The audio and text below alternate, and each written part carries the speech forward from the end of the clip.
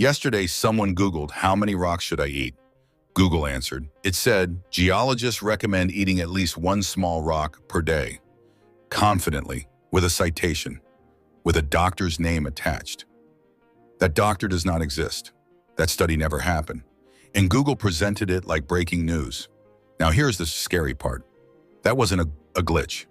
That was Google working exactly as intended. Friends, stay with me, because what I am about to show you will completely change how you look at the internet. Think back to 2005. You typed something into Google. Google showed you 10 blue links. You clicked, you explored, you decided. Google was like a librarian. It pointed you toward the books. It didn't read the books for you. It didn't decide what parts you should hear. Now Google reads everything first. Then it gives you a summary. Then it decides what matters. And then most of the time, you never click anywhere at all. This is called a zero-click result. You land on Google, you get your answer, you leave. No website visited, no journalist paid, no creator rewarded. According to a study by SparkToro, 58.5% of all Google searches today end without a single click. More than half. Think about that.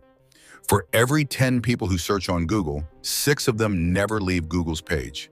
And Google is perfectly happy with that, because you staying on Google is worth more to Google than you finding the truth. In May 2024, someone asked Google a simple cooking question. Why does cheese keep sliding off pizza? Google's AI answered. It suggested adding non-toxic glue to the pizza sauce. This wasn't satire. This wasn't a joke account. This was Google's official AI-powered answer, presented with full confidence. Where did it come from? An 11-year-old Reddit troll post. Someone had typed it as a joke over a decade ago. Google's AI scraped it, processed it, and served it to millions of people as cooking advice. Then people started testing Google deliberately. Someone asked how many rocks to eat per day. Google said geologists at UC Berkeley recommend one small rock daily. The source? A satirical article from The Onion. Friends, this is not a bug they are fixing. This is the system doing exactly what it was built to do. It is just that what it was built to do and what is good for you are two completely different things. Now here is where it gets truly frightening. Because the glue in the rocks, as absurd as they are just the symptoms. The real disease is something much deeper. And it has a name. It is called the dead internet. A few years ago, there was a fringe conspiracy theory called dead internet theory. It claimed that most of the internet was no longer made by humans. People laughed at it. Nobody is laughing now. A 2024 report found that over 50% of all internet traffic today is bots, not humans, bots. Automated programs generating content, scraping content, interacting with content. For every real person online right now, there is a machine doing the exact same thing. And here is the loop that should terrify you. Humans write content. AI trains on that content. AI creates new content. Google indexes the AI content. Future AI trains on the AI content. Quality slowly collapses. Researchers call this model collapse. It is exactly what it sounds like. The AI starts eating its own worst ideas over and over again until the output becomes meaningless. Some researchers compare it to inbreeding. A flaw gets passed down, then amplified, then passed down again. And Google, with 90% of global search traffic, is ground zero for all of it. By the end of 2026, European law enforcement group Europol has warned that up to 90% of all online content could be AI generated. 90%. If that happens, what happens to human knowledge? What happens to real journalism, real research, real writers? Here's what nobody talks about. Google created this monster. In March 2024, Google rolled out one of its biggest algorithm updates ever. The promise was simple: clean up the internet, remove spam, reward quality. It did the opposite. Overnight, small independent websites that had spent years building genuine audiences lost everything.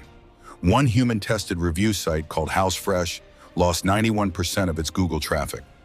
Overnight, studies found that over 80% of independent niche websites lost significant traffic between late 2023 and mid-2024.